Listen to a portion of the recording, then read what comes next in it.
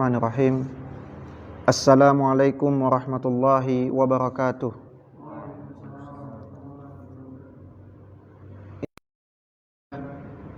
Nahmaduhu wa nasta'inuhu wa nastaghfiruh wa na'udzu billahi min syururi anfusina wa min sayyiati a'malina.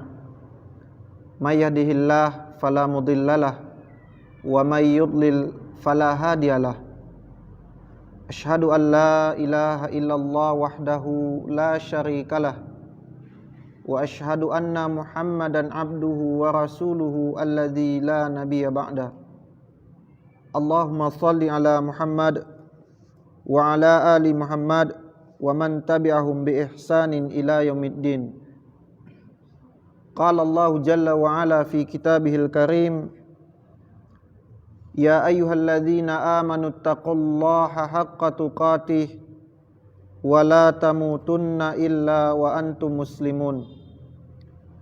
Ya ayyuhan nasu taqu rabbakumul ladzi khalaqakum min nafsin wahidah wa khalaqa minha zawjaha wa batha minhuma rijalan katsiran wa nisaa'a wattaqullaha allazi tasaaluna bihi wal arham innallaha kana 'alaikum raqiba. Ya ayyuhalladzina amanu taqullaha wa qulu qawlan sadida yuslih lakum a'malakum wa yaghfir lakum dhunubakum wa may yuti'illaha wa rasulahu faqad faza fawzan 'azima. Amma ba'du fa inna asdaqal hadisi kitabullah wa khairal hadi hadi Muhammad sallallahu alaihi wasallam wa syarrul umuri muhdatsatuha fa inna kulla muhdatsatin bid'ah wa kulla bid'atin dhalalah wa kulla dhalalatin finnar. Ikhwani wal akhwat rahimani wa rahimakumullah. Kembali tak bosan-bosannya kita panjatkan puji syukur kehadirat Allah tabaraka wa taala, di mana Allah mencurahkan kepada kita segala nikmat, yang dengan nikmat tersebut kita mampu mengolahnya dalam bentuk ketaatan kepada Allah Rabbul Izzati wal Jalalah. Dan ini adalah karunia yang sangat besar yang Allah anugerahkan kepada seorang hamba. Innallaha idza ahabballahu qauman ista'malahu. Kata Nabi sallallahu alaihi wasallam, jika adalah satu peristiwa heroik, ya, satu peristiwa besar, bagaimana tidak besar? Karena ianya tercatat dalam tarikh, tercatat dalam sirah, tercatat dalam sejarah tentang peperangan yang pertama sekali, peperangan besar yang pertama sekali yang membuat kaum kufar, kaum kafir Quraisy itu porak-poranda, ya. Itu porak-poranda. Ya, syukran. Ayyuhal ikhwan wal akhwat rahimani wa rahimakumullah. Setelah kita tahu bersama sejak diutusnya Muhammad sallallahu alaihi wa alihi wasallam menjadi rasul, menjadi nabi dan rasul, kemudian beliau dari awalnya dakwah sembunyi-sembunyi sampai dakwah terang-terangan, kemudian muncullah, ya, intimidasi kepada rasul kita Muhammad sallallahu alaihi wasallam dan para pengikutnya, ya. Imma dia hanya sebatas bulian, celaan, sampai dalam bentuk, ya, celaan atau dalam bentuk fisik, gangguan fisik, dicela, dibuli, diintimidasi, dilempar. Kita tahu bersama bagaimana kisah para budak, orang-orang lemah, karena kaum muslimin di awal-awal Islam itu banyak, ya, dari kalangan orang-orang rendahan. Ya, dari sisi mereka adalah para budak dan orang-orang ekonomi yang menengah ke bawah. Tersebutlah kisah Bilal bin Abi Rabah yang disiksa, ya, kisah yang sangat ma'ruf, yang sangat-sangat familiar tentang teguh hatinya dalam memegang tauhid, dalam memegang panji Allah, dalam memegang kalimat la ilaha illallah Muhammad Rasulullah. Ya, kisah heroik beliau dikisahkan turun-temurun sampai kepada kita. Bahkan ketika kita nanti diilhami, diberikan rezeki berupa anak, maka kisah ini pun kita akan generasikan kepada mereka. Tentang heroiknya Bilal bin Abi Rabah radhiyallahu an, atau tentang kisah keluarga Amr, keluarga Yasir radhiyallahu anhum, keluarga yang pertama sekali syahid.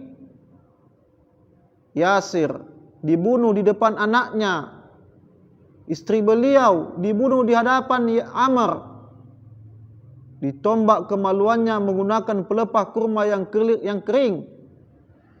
Inilah yang dialami oleh awal-awal dari generasi Islam, orang-orang terbaik. Sejak dakwah terang-terangan, sejak Islam menampakkan dakwahnya, Rasulullah menampakkan dakwahnya, maka silih berganti ujian datang kepada kaum muslimin. Sehingga pada suatu ketika, tepatnya pada tahun 11 dari kenabian, ya, pada tahun 11 Hijriah dari kenabian, ya, Nabi SAW oleh Allah Tabaraka wa Ta'ala dipertemukan dengan beberapa orang-orang Madinah, yang pada akhirnya dari beberapa orang ini pun menyatakan keislaman mereka, berbaiat kepada Nabi sallallahu alaihi wa ala alihi wasallam. Mereka berbaiat kepada Nabi. Kemudian tidak berhenti dari situ, mereka pun orang-orang Madinah ini memberikan perlindungan kepada Nabi sallallahu alaihi wa ala alihi wasallam. Mereka katakan, ya Rasulullah, ketika engkau tidak lagi aman di negerimu, maka datanglah ke negeri kami, kami akan memberikan perlindungan dengan seutuhnya. Maka berlalulah keadaan atau berlalulah masa, singkat cerita, maka Rasulullah sallallahu alaihi wasallam yang oleh Allah tentunya Tabaraka wa Ta'ala memerintahkan kaum muslimin untuk berhijrah, hijrah yang kedua, hijrah besar. Walaupun dalam sejarah menyebutkan ini adalah hijrah yang pertama, tetapi hijrah yang pertama adalah kaum muslimin diperintahkan oleh Nabi kita Muhammad sallallahu alaihi wasallam untuk berhijrah ke kota Habasyah, di mana pemimpin hijrah pada saat itu diamanahkan kepada Ja'far bin Abi Thalib radhiyallahu anhu, ya.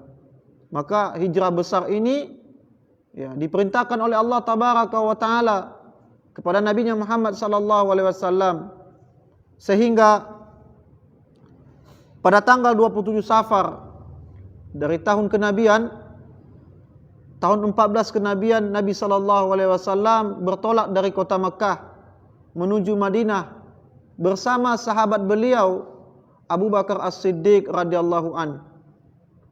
Maka sedikit kami ulik di sini, di mana pada kajian kita di Gamo kita telah membahas atau tengah membahas, bukan telah, belum selesai, kita membahas tentang keutamaan Abu Bakar atau sahabat yang mulia Abu Bakar As-Siddiq radhiyallahu anhu, di mana keluarga beliau terlibat berperan besar dalam hijrahnya Nabi sallallahu alaihi wasallam. Budak beliau atau seorang budak yang beliau merdekakan menjadi orang yang menghapus jejak dengan mengembalakan kambing ketika Nabi sallallahu alaihi wasallam bersembunyi di sebuah gua. Anak beliau, ya, Asma binti Abi Bakar radhiyallahu anhuma, ya, memiliki peranan yang sangat besar, di mana beliau membawakan makanan kepada ayahnya dan Nabi sallallahu alaihi wasallam. Abdurrahman bin Abi Bakar anaknya Abu Bakar radhiyallahu anhuma diberikan perintah oleh Nabi sebagai mata-mata untuk mengkabarkan kepada Nabi tentang apa yang terjadi di kota Mekah pada saat itu. Dan Abu Bakar As-Siddiq tentunya radhiyallahu anhu, satu-satunya sahabat yang mulia yang menemani Nabi, ya, menemani perjalanan Nabi hijrah dari kota Mekah menuju Madinah, di mana kaum muslimin dari kota Madinah pada saat itu telah berbondong-bondong masuk Islam, menerima seruan dakwah yang diserukan oleh Nabi kita Muhammad sallallahu alaihi wasallam untuk mentauhidkan Allah, untuk sebenar-benarnya meyakini bahwa tidak ada ilah, la ma'bud bihaqqin illallah, tidak ada ilah yang berhak diibadai kecuali Allah tabaraka wa taala. Dan seruan itu pun diterima oleh orang-orang Khaus dan Azraj yang lebih dikenal dengan orang-orang Ansar, ya, yang lebih kita kenal dengan orang-orang Ansar radhiyallahu anhum. Maka pada Senin 8 Rabiul Awal, Nabi sallallahu alaihi wasallam bersama Abu Bakar As-Siddiq radhiyallahu anhu tibalah di kota Madinah, dan beliau disambut dengan kaum muslimin, baik dari orang-orang muhajirin yang telah sampai duluan dan orang-orang Ansar yang menerima kedatangan Nabi sallallahu alaihi wasallam. Nah, adapun perang Badar ini terjadi 18 bulan setelah Nabi kita Muhammad sallallahu alaihi wasallam itu hijrah atau sampai di kota Madinah. 18 bulan. Dan perang Badar ini disebutkan juga dengan adalah Yaumul Furqan, hari perbedaan, di mana Allah tabaraka wa taala menyebutkan dalam Quran surah Al-Anfal di ayat yang ke-41. Allah katakan, wa ma anzalna ala abdina yaumal furqan yaumal taqal jam'an. Kata Allah tabaraka wa taala,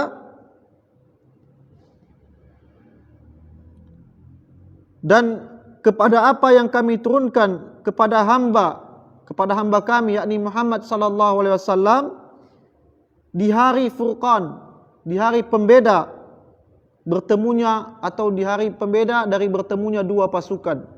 Yang satu pasukan tauhid dan yang lainnya adalah pasukan kesyirikan. Maka perang Badar disebut juga dengan Yaumul Furqan. Dan banyak hikmah yang terkandung di dalam perang ini, ya. Banyak hikmah, bukan yang mungkin dari kita bersama bahwasanya dari sisi jumlah, yang pada saat itu jumlah kaum musyrikin, ya, lebih kurang 1000 pasukan yang di dalamnya terdiri dari 600 orang yang memiliki pakaian besi, kemudian di antaranya ada 100 penunggang kuda, dan kemudian memiliki 700 penunggang onta. Sementara kaum muslimin pada saat itu memiliki 2 kendaraan. Pertama 2 ekor kuda dan 70 ekor onta, di mana 70 ekor onta ini ditunggangi oleh orang-orang yang bergantian. Dan pada mereka pada saat itu terdapat 70 sahabat muhajirin, dan selainnya adalah orang-orang Ansar, ya. Adapun khilaf di antara para ulama tarikh tentang jumlah kaum muslimin yang ikut berperang, ada yang mengatakan 313, ada yang mengatakan 319, dan yang lainnya itu tidak terjadi perbedaan. Namun di sini tidak menjadi sesuatu yang besar, ya, tidak menjadi sesuatu yang harus diributkan, ya. Tapi kita berbicara mengenai kekuatan kaum muslimin atau kekuatan kaum musyrikin yang pada saat itu berjumlah 3 kali atau 3 kali lipat dari jumlah kaum muslimin pada saat itu. Ya, maka bisa kita bayangkan satu kaum muslimin itu berhadapan dengan 3 orang. Bagaimana perbandingan kekuatan pada saat itu, di mana kaum musyrikin pada saat itu dengan perbekalan yang Masya Allah lengkap, kaum musyrikin pada saat itu lengkap. Adapun orang-orang kaum muslimin pada saat itu adalah orang-orang yang awalnya tidak berniat untuk perang. Ya, tidak berniat untuk perang.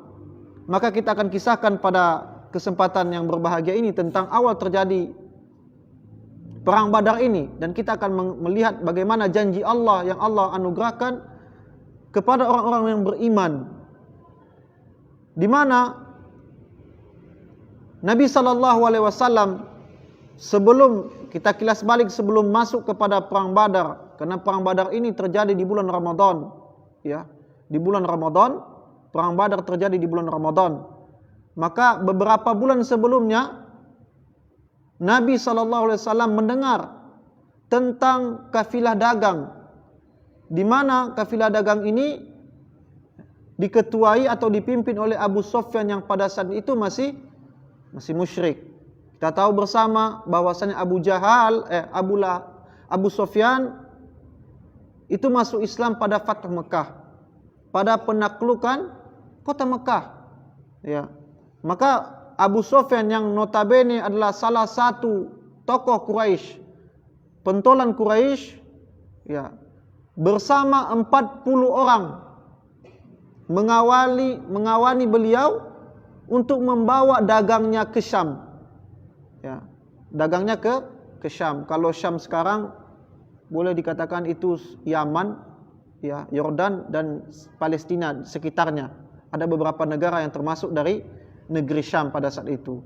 Dan perjalanan ini tentu melewati kota Madinah. Ya, perjalanan ini tentu melewati kota Madinah.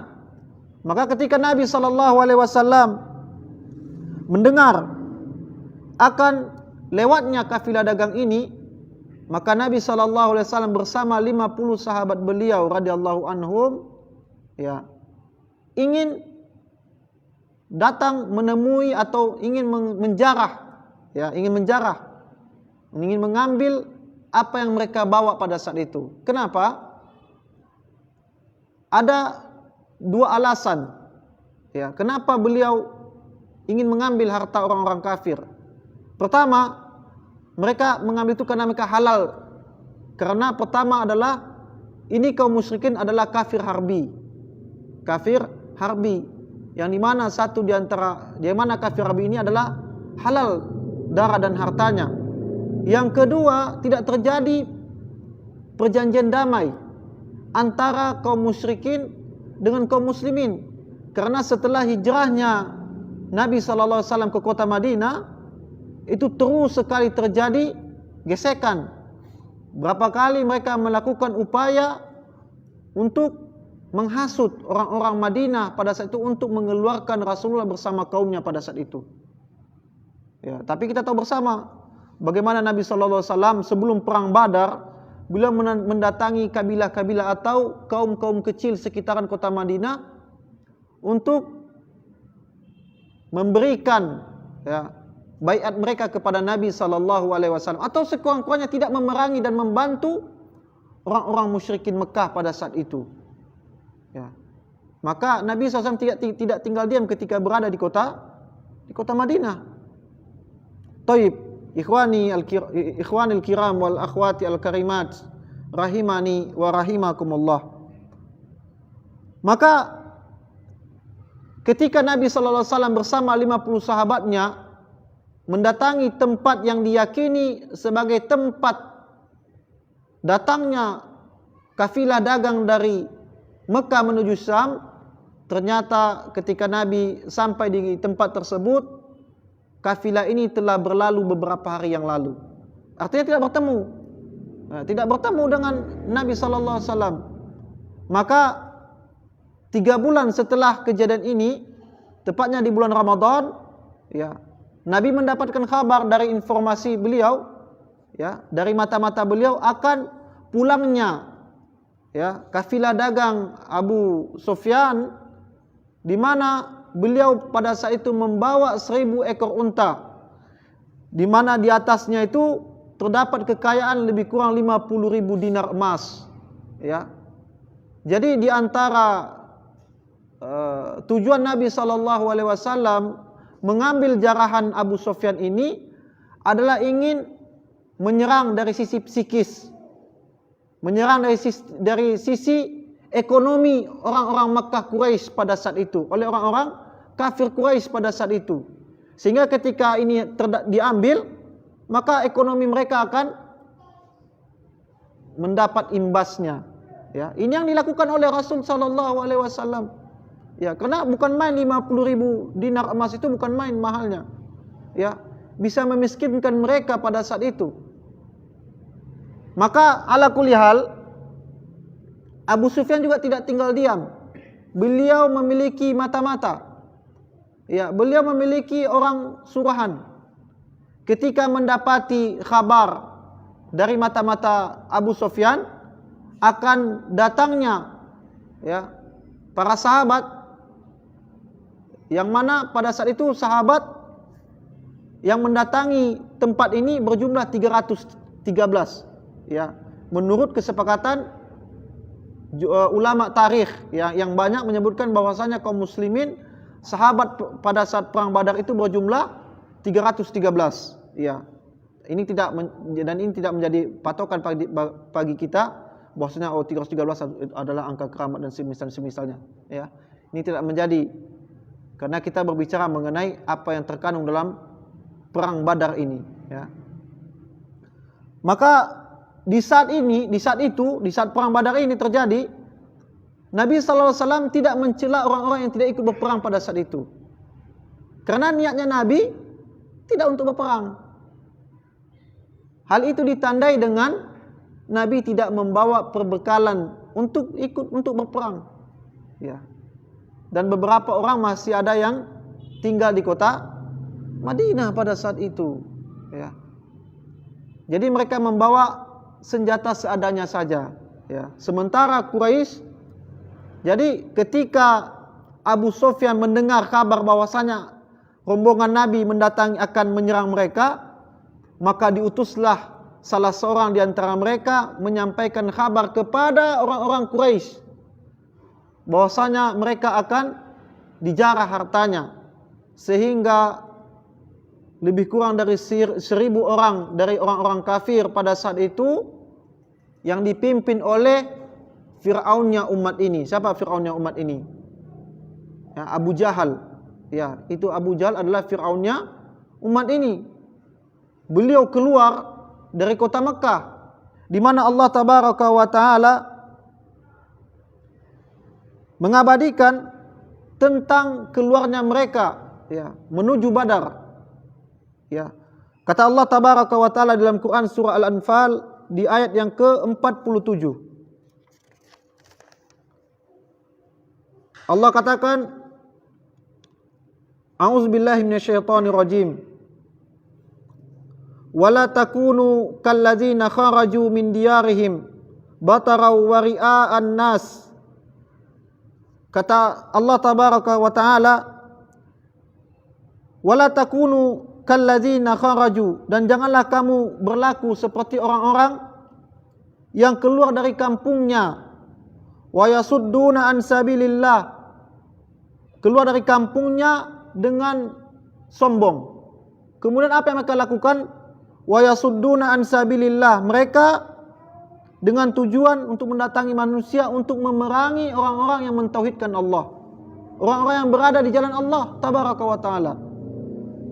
Mereka bertujuan untuk menghalangi orang liya'budullah, untuk menghalangi orang yang mengibadahi Allah dengan sebenar-benarnya ibadah.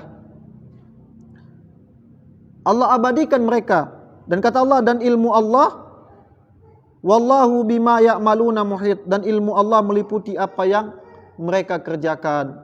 Allah abadikan. Dengan pengahnya Abu Jahal memimpin 1.000 orang pasukan pada saat itu, yang terdiri dari 100 orang penunggang kuda ya, 600 orang yang memiliki pakaian besi, kemudian 700 atau 700 yang memakai onta pada saat itu ya.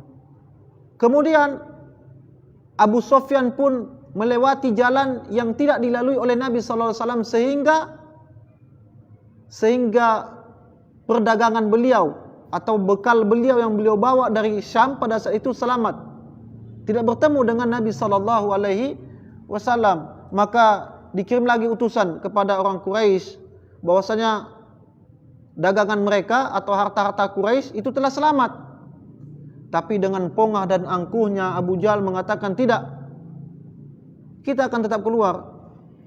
Kita akan tetap keluar mendatangi Badar, kendati di sana tidak lagi terjadi peperangan. Supaya kita lakukan di sana itu, kita berpesta, ya, bermusik, menyuruh para biduanita untuk menyanyi dan menari. Kita akan memasak, kita akan potong kuda, kita akan potong kambing, onta dan semisalnya. Kita lakukan pesta agar orang-orang di Jazirah Arab mendengar tentang kekuatan orang-orang Quraisy. Lihat dengan pongahnya Abu Jahal, ya, dengan angkuhnya bersemangat untuk mendatangi Badar, ya, walaupun tidak terjadi peperangan. Ya. Lihat bagaimana angkuhnya. Dan Allah di akhir hayatnya Allah binasakan dia. Ya, di akhir hayatnya Allah akan hinakan dia. Ya. Nah, thayyib, ikhwani al-kiram wal akhwati al-karimat, rahimani wa rahimakumullah. Maka kalau berbicara mengenai kisah Badar ini, bisa kita lihat kisahnya di Quran surah Al-Anfal, ya. Kita akan bisa lihat kisah perang Badar ini di Quran surah Al-Anfal. Maka di antara hikmah dari kisah Badar ini atau perang Badar ini adalah keinginan seorang soleh terkadang tidak semuanya harus dikabulkan oleh Allah Tabaraka wa Ta'ala. Dan Allah memiliki kehendak, ya. Allah memiliki kehendak. Keinginan kaum muslimin, sahabat pada saat itu hanya ingin menjarah apa yang dibawa dari Abu Jahal, Abu Sufyan, untuk mengganti harta-harta yang mereka tinggalkan ketika mereka meninggalkan kota Makkah pada saat itu. Ya, kita tahu bersama bahwasanya kaum muslimin ketika hijrah ke kota Madinah, mereka membawa apa yang bisa mereka bawa. Bukan kayak kita kalau pindah rumah kan di-charter dulu carry, ya kan, dibawa atau di-charter truk biar masuk semua rumah apa yang kita bawa spring bed. Pada saat itu tidak.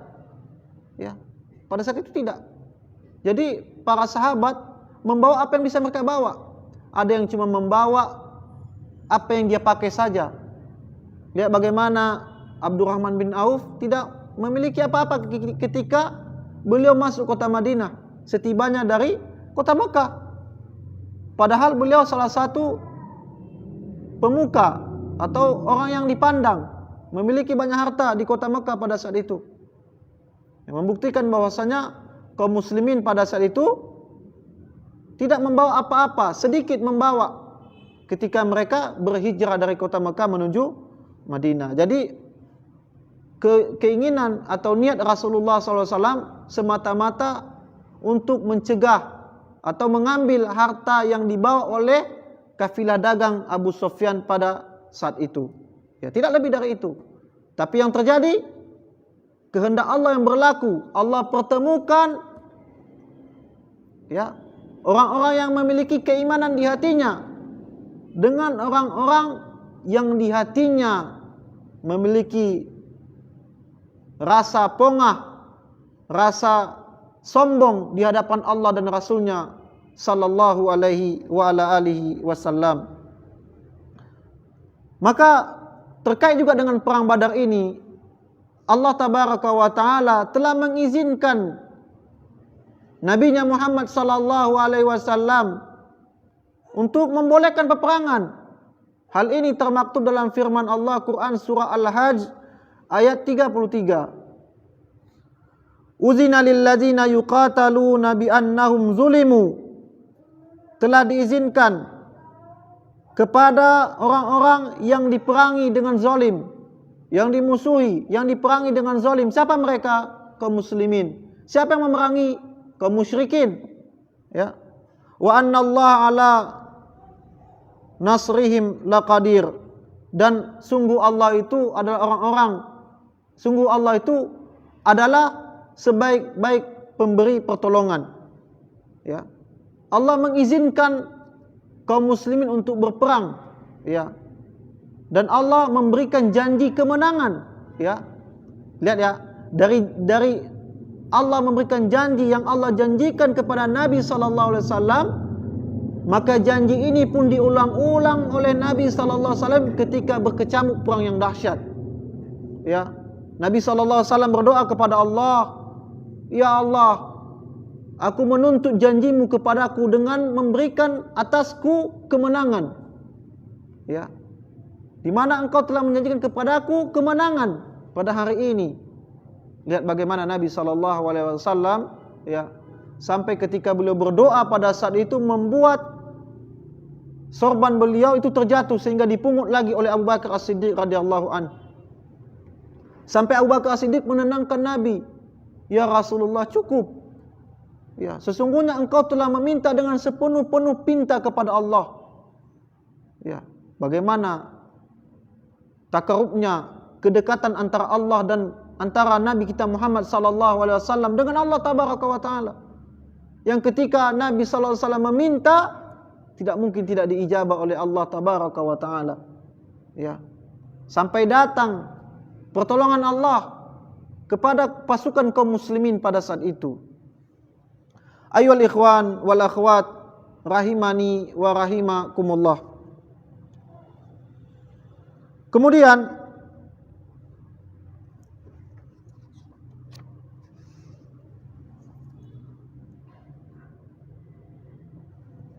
maka singkat cerita, ketika pasukan Abu Jahal itu sampai di kota Badar, ya, dan mereka berada di atas ketinggian dari lembah, ya, dan kaum muslimin waktu itu berada tepat di antara sumur Badar. Jadi Badar itu memiliki sumur, memiliki tempat air, ya. Jadi tempatnya kaum muslim itu berdekatan dengan sumur Badar, ya. Nah, pada malam itu terjadi hujan yang lebat, ya. Jadi seperti hujan musiman, hujan lokal.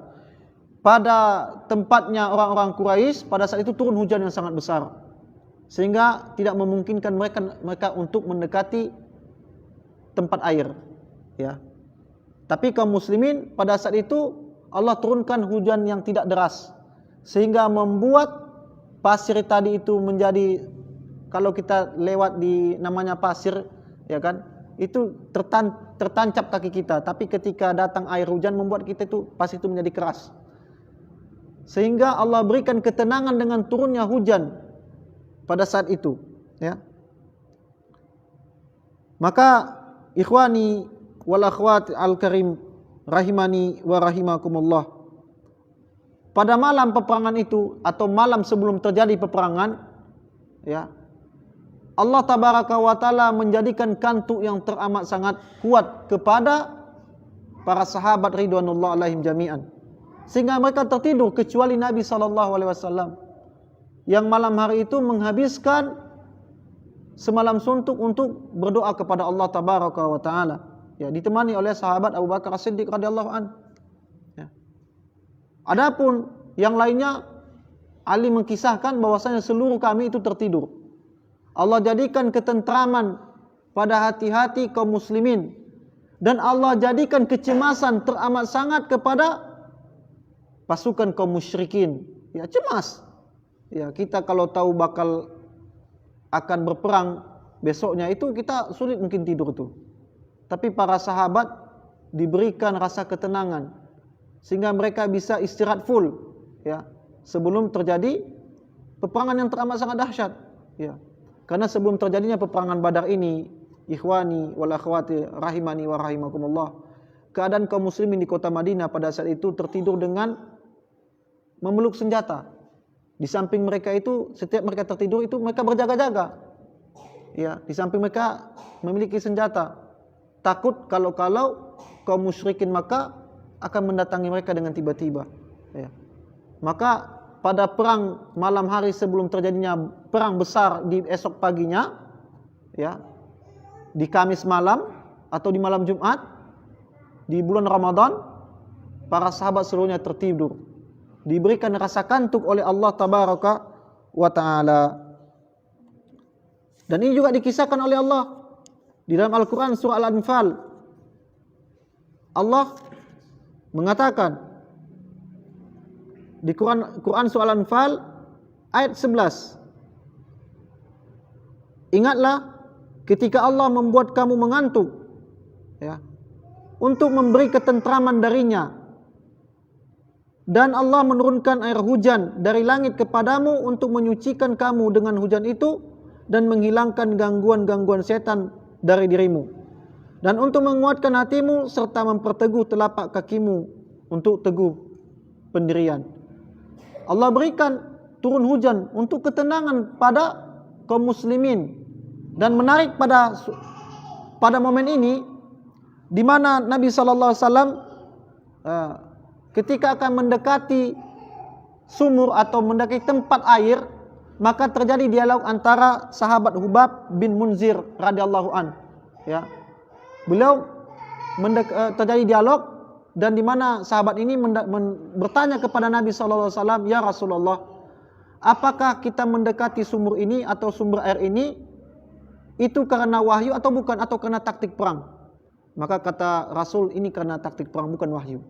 Maka kalau begitu ya Rasulullah, ada baiknya kita menghancurkan tempat-tempat air yang lain, sehingga orang-orang musyrikin tidak bisa mendatangi tempat air ini, dan kita membuat tempat air yang besar untuk kita. Maka ide daripada Hubab ini, ya, radhiyallahu anhu ini, diaminkan oleh Nabi SAW. Ya. Dan sebelum peperangan ini terjadi, Nabi SAW berdialog atau bermusyawarah kepada pemuka-pemuka atau kepada para pembesar-pembesar dari kedua belah, dari dua kubu Muhajirin wal Ansar, di mana awalnya ini bukan bertujuan untuk peperangan. Kemudian Nabi kita Muhammad SAW bertanya kepada Abu Bakar dan Umar tentang bagaimana, apakah kita harus balik ke belakang ke Madinah atau kita melanjutkan peperangan ini. Maka Abu Bakar dan Umar sepakat untuk melanjutkan ini bila ini adalah perintah Allah. Kemudian ketika itu dipinta kepada orang-orang Ansar, maka di antara tokohnya itu bernama Sa'ad bin Mu'az radhiyallahu an, salah seorang tokoh dari orang-orang Ansar. Beliau mengatakan, maka sekiranya engkau ya Rasulullah turun mencelupkan diri kepada suatu air besar, kepada lautan, dan engkau terjun ke dalamnya, maka kami pun akan terjun ke dalamnya. Kemudian Sa'ad bin Ubadah mengatakan radhiyallahu an, ya Rasulullah, dan ini adalah orang-orang Ansar, ya Rasulullah, kami tidak akan katakan sebagaimana orang-orang Bani Israel mengatakan kepada Musa ketika Allah memerintahkan berperang. Kata orang-orang Bani Israel kepada Musa, izhab ma'a rabbuk, pergilah engkau bersama Tuhanmu dan kami akan menunggumu di sini. Kami tidak akan katakan seperti itu, tapi kami katakan, pergilah engkau ya Rasulullah bersama Tuhanmu dan kami bersamamu untuk memerangi mereka. Sehingga dari kalimat ini menguatkan hati Nabi SAW untuk melanjutkan peperangan ini. Karena Nabi SAW ingat tentang baiatnya orang-orang Madinah agar menerima Nabi SAW dan kaum muslimin, dan pada saat itu mereka tidak menyebutkan untuk ikut berperang pada baiat itu. Nabi SAW meminta saran mereka, apakah mereka mau membersamai Nabi SAW. Maka dengan iman yang kuat yang tertancap di sanubari, mengokohkan hati mereka untuk senantiasa bersama Nabi SAW.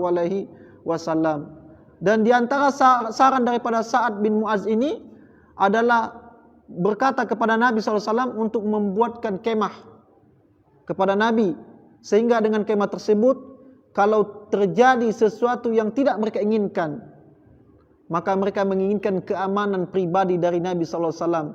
Karena adanya orang-orang Madinah, kaum muslimin di kota Madinah yang lebih mencintai Nabi ketimbang kami yang di sini bersama engkau ya Rasulullah. Dan itu kalimat yang diucapkan oleh sahabat Sa'ad bin Mu'az, salah seorang tokoh orang-orang Ansar pada saat itu. Dan terjadilah perang besar yang diawali dengan perkelahian 3 lawan 3. Ya, ini terjadi peperangan 3 lawan 3, di mana orang-orang musyrikin itu diwakili oleh Ubaidah, diwakili oleh Utbah, Syaibah dan Walid, ya. Nah, ini Utbah dan Syaibah ini beradik kakak. Adapun Walid ini anak daripada Utbah, ya. Maka oleh Nabi SAW mengutus 3 orang dari orang-orang Madinah, yang pada saat itu diutus adalah Auf, Muaz, ini adik kakak, anak daripada Haris radhiyallahu an, dan Abdullah bin Rawahah. Kemudian orang musyrikin Mekah meminta untuk uji tanding kepada orang-orang Mekah, ya, kepada orang Mekah muslimin. Maka diutuslah sahabat Ubaidah, Hamzah bin Abdul Muttalib dan Ali bin Abi Thalib radhiyallahu anhum. Maka terjadi peperangan sengit, perkelahian 1 lawan 1, ya. Sahabat Hamzah dan Ali mampu melawan, bahkan membunuh. Adapun Ubaidah yang paling tua di antara mereka kesulitan, sehingga beliau juga terluka. Kemudian terakhir sahabat Hamzah dan Ali pun membersamai membantu sahabat Ubaidah untuk membunuh Utbah. Sehingga setelah itu terjadi peperangan besar dan terjadilah peristiwa besar di mana Abu Jahal itu ditebas kepalanya oleh 2 pemuda, atau boleh katakan 2 remaja, ya. 2 remaja yang bernama Muaz bin Amr dan Muawaz bin Afra radhiyallahu anhuma, ya. Maka ketika kepalanya Abu Jahal ini dibawa oleh Nabi sallallahu alaihi wasallam oleh Ibnu Mas'ud radhiyallahu anhu, maka Nabi sallallahu alaihi wasallam mengatakan kepada para sahabatnya, inilah Fir'aunnya umat ini, ya, dengan memegang kepala Abu Jahal laknatullah alaihi. Mungkin itu saja yang dapat kami sampaikan. Wassallallahu ala nabina Muhammad wa ala alihi wa ashabihi ajmain. Subhanakallahumma wa bihamdika asyhadu an la ilaha illa anta astaghfiruka wa atubu ilaik. Assalamualaikum warahmatullahi wabarakatuh.